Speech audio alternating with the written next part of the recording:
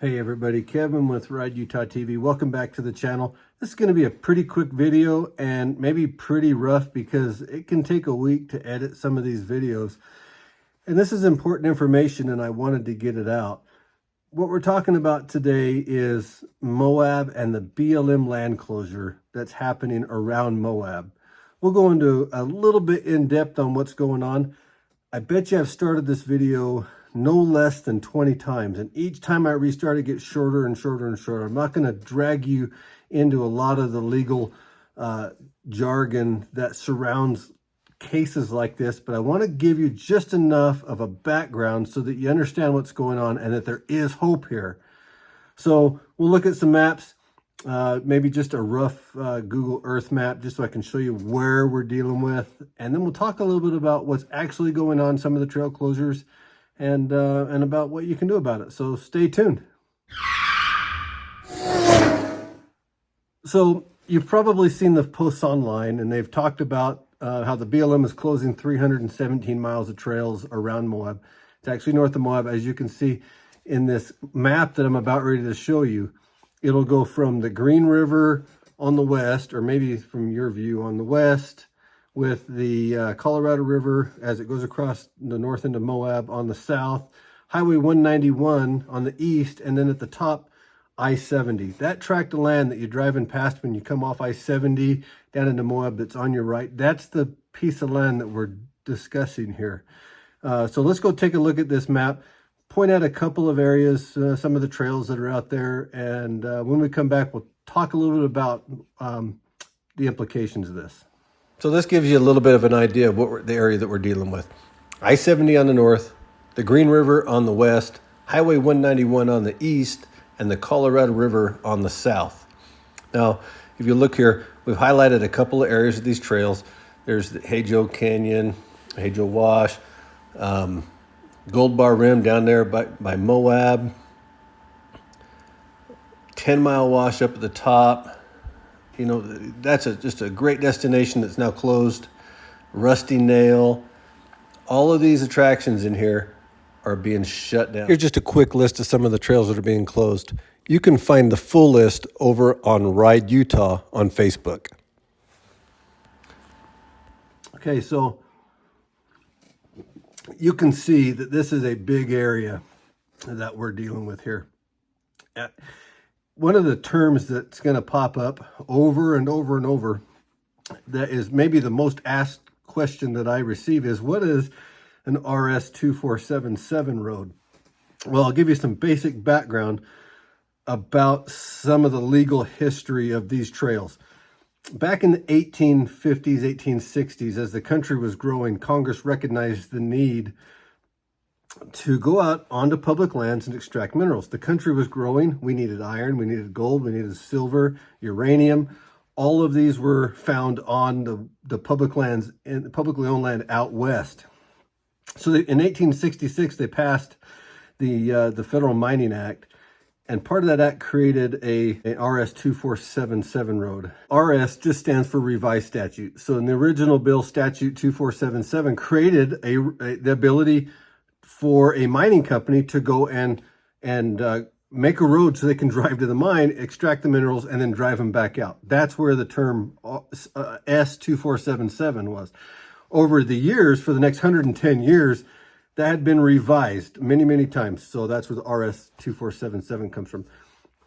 In 1960, in response to several lawsuits about government management of public lands, the Congress passed the Multiple Use Act. Multiple Use something Act. I can look it up for you, but you get the gist. What it did was it took mining and then lumped it all together with recreation and grazing and, you know, of course, mineral extraction, like we said, and put them all together under the term of multiple use. It used the framework from 1897 when the Forest Service was created, where they were given charge of maintaining the land. So the law of 1960 was basically the Congress of the United States defining for the Forest Service and the BLM what their vision was, what their goals were to maintain the land. And it specifically designated multiple use. Well, by taking mining and making it a multiple use, it triggered the original law from 1866 that allowed you to build a road out to a mine, and technically, kind of legally, allowed it so that you could actually build a road to perform any other of the multiple uses. You could build campgrounds. You could build, if you needed to move cows from one end of a mountain to another, you could build a road to go do it. And environmentalists had a fit, and they threw a lot of money at it, a lot of lawsuits. And in 1976, the Federal Land Policy Management Act was passed by Congress, signed by the President of the United States, and that did away with RS 2477 roads. So you couldn't create any more roads. But as part of that original 1976 bill, there was a provision that granted the states right-of-ways on all of those existing roads, so long as those roads were used for the multiple use of its citizens, of the citizens of the United States. Now, but that caveat in there, has to be used for the multiple use, as multiple use, and it had to meet certain criteria. It didn't just carte blanche sign over all the right-of-ways to existing RS 2477 roads to counties and states. So now we're seeing all these lawsuits pop up. There's a very important lawsuit in 1972, the Sierra Club versus Martin. In that court case, the Sierra Club sued a private developer to try and stop the construction of a ski resort. The Supreme Court went to the Sierra Club and says, wait, how come an environmental group is suing to stop a private for-profit business on land that the guy technically, is legally leasing and has legal rights to build on? They determined that because the land itself, the dirt itself, didn't have an advocate or didn't have the ability to go and create its own standing in a court case and hire a lawyer and protect itself, that environmental group could do that. So the fallout, even though the Sierra Club lost the case on paper and the ski resort was built, the implication, the fallout was now an environmental group can form itself and represent the interests of the environment. We're seeing we have major implications there as we fight these to maintain these RS 2477 roads, because all we have to have happen now is for the BLM or Forest Service to declare a road that's existed for hundreds of years as unusable or non-necessary. It's not being used for the public good. So they declare it, and then we have to go fight it. A good example of that is 2007, 2008, when Kane County sued the federal government after the government tried to come in and close some roads that were widely used for multiple purposes. It took Kane County, months and months and months, years, hundreds of thousands of dollars, to fight that. And the court eventually sided with them. San Juan County did the same thing. Garfield County fought the same exact issues. There was a court case where Emery County claimed a road was RS 2477. Grand County claimed that it wasn't. Grand County actually sued Emery County. The court sided with Emery County. They declared it as an RS 2477 road. So here's what's going to happen. These court cases have given precedence to the states that said, if all you have to do now is prove that these lands are being used for the multiple use, these roads are being used for the multiple use of citizens, and that's just a generic way of putting it, right? These particular roads that we're talking about lead from Highway 191 down toward the Green River into some of the most scenic areas in all of Utah. So there's campgrounds in there, there's dry camping, there's ATV, and there's hiking, there's mineral extraction. All of that's taking place in this land. So if that's not multiple use, I don't know what it is. What we've seen here is the BLM has essentially taken it upon themselves to declare this 300,000 acres, that tract of land, as a wilderness area. Now, a wilderness area has to be designated by Congress. Currently in the state of Utah, There is 1,157,000 acres that are designated wilderness. Currently, there is 8.5 million acres of land that has been suggested to Congress that it be converted into wilderness area. President of the United States could do that, part of the Wilderness Act, and that is specifically what Utah leaders are fighting for. Think about that for a second. Currently, 1.1 million acres, just under 1.2 million acres, are wilderness area. They're trying to add another 8.5 wilderness area. What we've had in Moab and Grand County is the local BLM office has decided to just make it their own wilderness area. And that's not going to fly because they are obligated under the Multiple Use Act of 1960 to maintain that land for the multiple use of the citizens. Those roads have historically been used for a multitude of reasons. So the state of Utah is going to have to go fight for it, just like Kane County did, San Juan County, Garfield County. This is going to have to be done the same way. The state of Utah is going to have to sue for it. Then they're going to go and have to fight for it. So all is not lost, my friends. All is not lost. I believe what's going to happen is the state will make a great case that the federal government is closing down its right-of-ways that's being used for its citizens. We may get a judge to grant a stay on the entire thing, and then that's going to be litigated in court.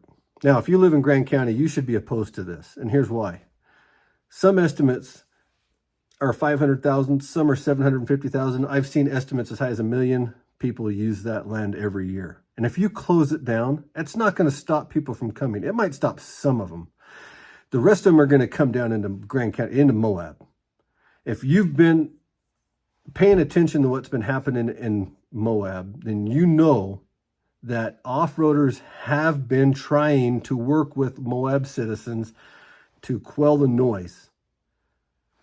But when you shut down one of the premier destinations surrounding your town that's bringing people in, and you start forcing them out to Sand Flats Recreation Area, that's going to move minimum quadruple the traffic you see now through town out to Sand Flats. It'll be unlike anything you've ever seen. If you live in Moab and you're a Grand County citizen, you should be locking arms with motorized recreation and going to the BLM and helping us make the case to spread out tourism. The impact of funneling people into one small area, your town of Moab, will be devastating. Two things are going to happen. Either people are going to stop coming and you're going to lose your town. You're not going to be able to make a living there. And Grand County will become Moab will become a desolate area.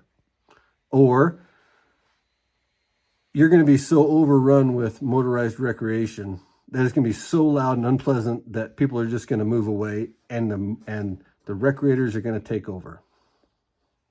One of those two things are going to happen, because if they shut this 300,000 acre tract of land down, it's not going to stay the same. You're going to go one of those two directions. They're not making any more land. And there's a reason people go to Moab. It's because they don't want to go anywhere else. So they're still going to go there, and you're going to get absolutely overrun. It'll be devastating to you. So come join us. Help us fight the fight. Help us fight the good fight. Now, what can you do as a citizen to fight the good fight? Motorized recreation is kind of, on one hand, we're going to work with the state and let the state take taxpayer dollars and through the Attorney General's office and maybe some county attorneys fight this in court. And we're working with Blue Ribbon Coalition to privately fight this. Remember, Sierra Club versus Martin said that environmental groups can have standing and represent dirt.